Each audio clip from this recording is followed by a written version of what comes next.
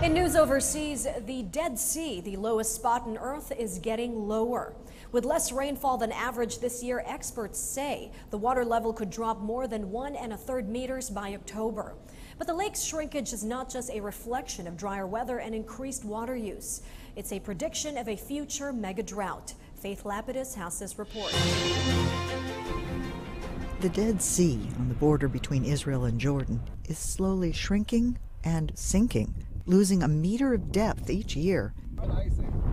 An international team of geologists is working to understand how 200,000 years of shifting climate affected the region as the Salt Lake grew and shrank. The white layers are summer. Bands of colored sediment reveal the passing of dry summers and wet, fertile winters. We are sampling rocks and different soil profiles to see any indicators of the paleoclimate, which is the climate 1,000 years ago, to have a clear idea about what was the climate, what is the climate now, and then we can forecast the future climate of the Dead Sea area.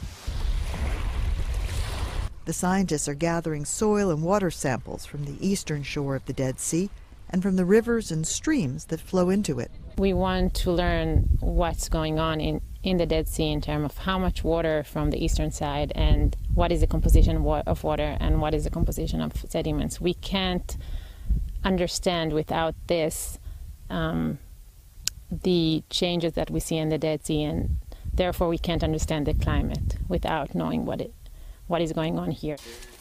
What they're finding is evidence of a massive drought thousands of years ago, which dried up about 80% of the water in the Salt Lake. What happened in the past tells us something about what's possible in the future. And what happened in the past in this area is that the water that people are using now and need now stopped running. That knowledge could help nations that rely on the Dead Sea watershed cope with a more arid future.